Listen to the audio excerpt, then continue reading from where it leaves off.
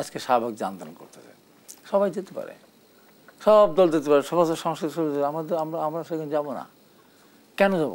খুবই উত্তাল শাহবাগ। আওয়ামী লীগ নিষিদ্ধের দাবিতে দ্বিতীয় দিনের মতো চলছে শাহবাগ ব্লকেট কর্মসূচি। যেই কর্মসূচিতে আমরা দেখছি যে ছাত্র জনতা থেকে শুরু করে রাজনৈতিক, সামাজিক ও সাংস্কৃতিক সংগঠন সহ সবাই একত্রিত হয়েছে শাহবাগে। সেখানে বিএনপি কার অনুপস্থিত? শুভেচ্ছা। আপনি একটা ভাইটাল প্রশ্ন করেছেন।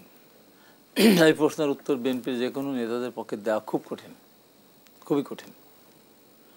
তারপরেও আমি আমার পক্ষ থেকে আমার বক্তব্য পরিষ্কার করে বলতে চাই।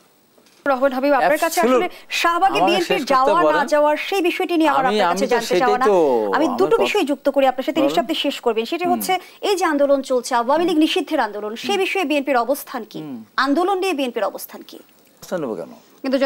কেন কিন্তু আমি কেন জনদুর্ভোগ সৃষ্টি করব? আমি কেন বলছেন আওয়ামী লীগ নিষিদ্ধ বিএনপি চায়, কিন্তু বিএনপি নেতা কর্মীরা কিংবা বিএনপি মহাসচিবের কথা যদি আমরা বলি যে কোন দল নিষিদ্ধের পক্ষে বিএনপির এমনটি বলা হয়েছিল, এমন বলা হয়েছে যে আওয়ামী লীগ নিষিদ্ধ হবে কিনা সেটা ঠিক করবে জনগণ। সম্প্রতি বলা হয়েছে জনগণের ব্যাপার। জনগণ এখন এই যেটা হাবিব ভাই বললেন যে এই সরকারের কাছে কেন চাইতে হবে, তো এই সরকারের কাছে তো নির্বাচন চাচ্ছে বিএনপি এবং বলেছে, বেশ কয়েকবার বলেছে যে নির্বাচনের দাবিতে আমরা আন্দোলন করব, কঠোরভাবে আন্দোলন করবো, 5 আগস্টের আগের মতো আন্দোলন করবো, এরকম। তার মানে এই সরকারকে আওয়ামী লীগ সরকারের সাথে এক ধরনের তুলনা করা হয়েছে কিন্তু কথার মধ্যে দিয়ে। তাহলে নির্বাচনের দাবিতে যদি আন্দোলনের কথা বলা যায়, তাহলে এরকম একটা ভ্যালিড কারণে তো অবশ্যই আন্দোলন করতে হবে। আগে একটা দেখেছিলেন 2013 সালে একটা শাহবাগ, সেই শাহবাগ কেউ বলে ইন্ডিয়া সৃষ্টি করে দিয়েছিল, কেউ বলে যে নিজেরাই সৃষ্টি করেছিল, তবে ইন্ডিয়ার কথা মতো চলতো। সেই শাহবাগে আসার আকুল কি বলে ব্যাকুলতা ছিল তৎকালীন স্বৈরশাসক বা তৎকালীন প্রধানমন্ত্রী। সংসদে বলেই বসলেন আমার যেতে ইচ্ছা করে শাহবাগে, কিন্তু আমার হাত পা বাঁধা যেতে পারছি না। তারপর ব্লগার একজন হত্যা হওয়ার পরে বললো যে দ্বিতীয় শহীদ না, প্রথম শহীদ। অনেক দল সেদিন গিয়েছিল, সাংস্কৃতিক শিবিরা গিয়েছিল, ভারত থেকে এসেছে, ভারত থেকে দলে দলে লোক তীর্থ স্থানে যেমন যায় তেমনভাবেই কিন্তু শাহবাগে এসেছিল। এবং এদেশের বড় বড় দেশ তো হোটেল, তারা খাওয়ার সেরাটন বিভিন্ন হোটেল থেকে খাবার পাঠাতো, পানি পাঠাতো, টাকা পয়সা যত যা দরকার সব দিত। সেদিন মনে হয়েছিল যে বিএনপি যদি এই শাহবাগের আন্দোলন না যায় তো বিএনপি নিঃশেষ হয়ে যাবে। অনেকেই বিএনপির বিরুদ্ধে অনেক কুসরচনা করেছিল, গেলে কী হতো, যেতেই তো পারতো। আমরা কিন্তু সেদিন যাইনি।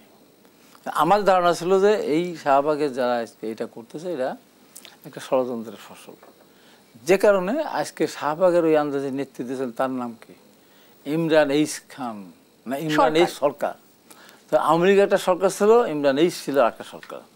তার কথা মতো কলেজে স্কুলে পতাকা উত্তোলিত হতো, তার কথা মতো অনেক কিছু চলতো সেই সময়। আমরা বললাম 2টা সরকার, কালক্রমে সেই সরকার কোথায় গেল? আছে সেই সরকার নাম আছে, মিশে গেছে। কিন্তু সেই সময়ের দাবি আর এই সময়ের দাবি, সেই সময়ের দাবি ছিল যেটা, সেই দাবি ছিল একরকম দাবি। এখনকার যেটা দাবি, এই দাবি ওই দাবি পালন করার ক্ষেত্রে বা ওই দাবির জন্য সরকারকে প্রেশার দেওয়া তো দরকার ছিল না তাদের যেমন। কারণ সেই সময় সরকারই ছিল কোন সরকার? আওয়ামী সরকার। যে সরকার কাদের মোল্লাদের, সাইদিদের ফাঁসি দিবে, এটাই সেই সরকারের আপনার মূল এজেন্ডা ছিল। তো সেখানে তার কাছ থেকে দাবি আদায় করার জন্য ফাঁসির আসামিকে বা যাবজ্জীবন আসামিকে ফাঁসি দেওয়াতেই হবে, এই কারণে লক্ষ লক্ষ লোক জমায়েত করে এই যে দিনের পর দিন টাকা পয়সা বা এই যে দুর্ভোগ সৃষ্টি করলো, দরকার ছিল না তো। সরকার বলতে পারতো তো ঠিক আছে, এই জন্য অত জনমত তৈরি করা সরকার দরকার। কিন্তু হাবিবুর রহমান হাবিব, আপনার কাছে আসলে শাহবাগে বিএনপির যাওয়া না যাওয়ার সেই বিষয়টি নিয়ে আমার আপনার কাছে জানতে চাওয়া না। আমি দুটো বিষয় যুক্ত করি আপনার সাথে, নিশ্চয়ই আপনি শেষ করবেন। সেটা হচ্ছে এই যে আন্দোলন চলছে আওয়ামী লীগ নিষিদ্ধের আন্দোলন, সেই বিষয়ে বিএনপির অবস্থান কি? আন্দোলন নিয়ে বিএনপির অবস্থান কি? আমি পরিষ্কার করে বলে যে দাবি যেটা, দাবির সাথে আমি একমত। আমি নিষিদ্ধ হোক, আমি সর্বপ্রথম চেয়েছি। ছাত্র লীগকে যে নিষিদ্ধ ঘোষণা করেছিল সেদিন আমি এই যে বৈষম্যবিরোধী ছাত্র আন্দোলনকে ধন্যবাদ দিয়েছিলাম।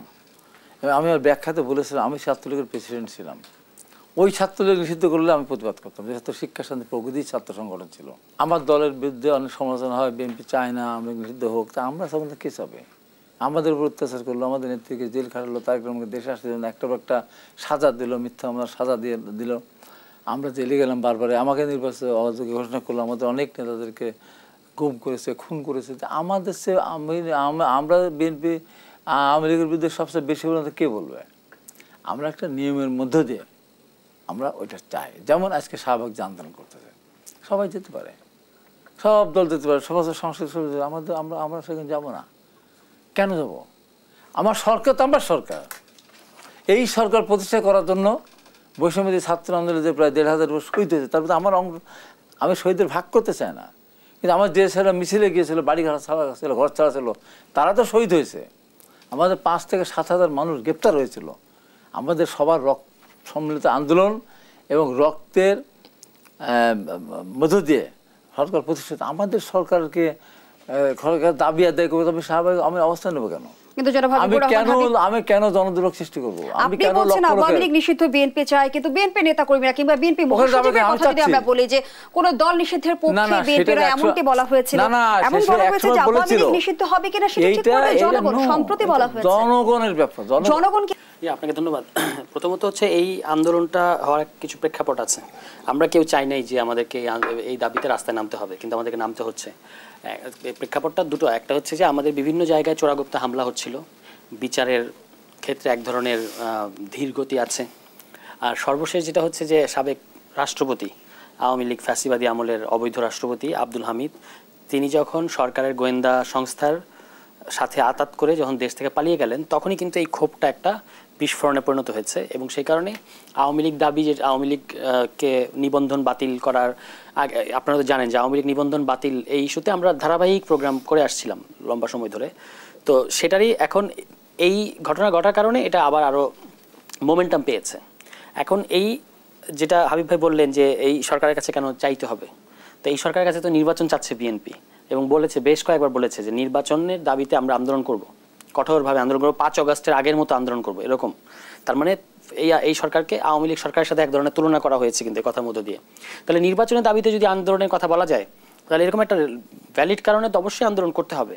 এবং এই আন্দোলনটা যেটা শাহবাগের যে কথাটা হাবিব ভাই বলেছেন, শাহবাগ নিয়ে আপত্তি থাকতে পারে। আপনি তাহলে নয়াপল্টনে বসেন, সারা দেশে বিএনপির তো নেতাকর্মীর অভাব নেই, সারা দেশে তারা বিএনপি তো নির্দেশ দিতে পারে, তারা নেমে যেতে পারে, কিংবা এনসিপির এই আন্দোলনে আছে কিন্তু দলীয় ব্যানারে নাই, বিএনপিও তো সেরকম কিছু করতে পারে, এটা করা তো কোনো বিষয় না। আপনি চাচ্ছেন কিনা এটা হলো বিষয়। এবং আজকে ধরেন বিএনপির নেতাদের শীর্ষ নেতাদের বক্তব্য কিন্তু এই ইস্যুতে খুবই ঘোলাটে। আজকে যেমন গয়েশ্বরচন্দ্র রায় তিনি বলেছেন, তিনি কিন্তু স্থায়ী কমিটির সদস্য, তিনি বলেছেন যে এরপরে যে বিএনপি নিষিদ্ধ চাইবে না এর গ্যারান্টি কি? তাহলে বোঝা যায় যে এটা একটা কারণ বিএনপির না আসার পেছনে। এখন আপনি এটা বলার মধ্য দিয়ে তো বিএনপি নিজেকে আওয়ামী লীগের কাতারে ফেলছে। বিএনপি কি আওয়ামী লীগের মতো এরকম গণহত্যা করেছে বা করবে তার অদূর ভবিষ্যতে? তার এরকম কোনো পরিকল্পনা আছে? কিংবা এরকম জুলাই হত্যাকাণ্ড যেটা ঘটালো সেরকম কিছু ঘটাবে? তাহলে আওয়ামী লীগের নিষিদ্ধ কিংবা বিচারিক প্রক্রিয়ার মধ্যে নেয়া, দেখেন দাবি কিন্তু 3টা, খুব সিম্পল। 1 নম্বর কথা হচ্ছে যে নিবন্ধন বাতিল করতে হবে। এই নিবন্ধন বাতিল করতে হবে কথাটা মানে হচ্ছে যে আগামী নির্বাচনে আওয়ামী লীগ অংশ নিতে পারবে না। 2 নম্বর কথা হচ্ছে বিচারিক প্রক্রিয়ার মধ্যে নিতে হবে আওয়ামী লীগকে, মানে দলগতভাবে আপনাকে তার শাস্তি নিশ্চিত করতে হবে। কি শাস্তি আসবে আমরা জানি না, সেটা বিচারিক প্রক্রিয়া ঠিক হবে। এবং ওই যে আইসিটি অ্যাক্ট, সেই আইসিটি একটা দল নিষিদ্ধের বিধান রাখতে হবে, যেটা দলকে শাস্তি দেওয়ার বিধানটা মানে সরিয়ে ফেলা হয়েছিল, সেটা আবার যুক্ত করতে বলা হচ্ছে। এবং 3 হলো জুলাই ঘোষণাপত্র জারি করতে হবে। 3টাই অত্যন্ত গণতান্ত্রিক দাবি। তাহলে এই দাবির সাথে একমত না হওয়ার তো কোনো কারণ নেই। বিএনপি আরও 2-4টা দাবি এদিক সেদিক করে তারা তাদের মতো করে নামতে পারে, কিন্তু মানে জিনিসটাকে ঘোলাটে করা উচিত না বা প্রশ্নবিদ্ধ করা উচিত না। আজকের এই জনগণ যে তারা যে নেমেছে, তারা দীর্ঘদিনের একটা মানে ট্রমার জায়গা থেকে তারা নেমেছে, এবং এই নামারটা আমি মনে করি সম্পূর্ণ যৌক্তিক। আওয়ামী লীগ বাংলাদেশে যতবার সুযোগ পেয়েছে, আপনি দেখবেন 75 সালে তারা বাকশাল করেছে, একদলীয় শাসন, সমস্ত প্রতিষ্ঠান ধ্বংস করে দিয়েছে, সংবিধান, প্রতিষ্ঠান, সকল কিছু এক ব্যক্তির হাতে নিয়ে গেছে। আবার এই 2009 সালে এসে তারা আরেকবার 111-এর যে এক্সটেনশন বলা হয় এই শাসনকে, এবং প্রত্যেকটা প্রতিষ্ঠান ধ্বংস করেছে, এক ব্যক্তির হাতে সকল ক্ষমতা নিয়ে গেছে, কতগুলো গণহত্যা করেছে, একটা শাপলা দিয়ে তারা পিলখানা থেকে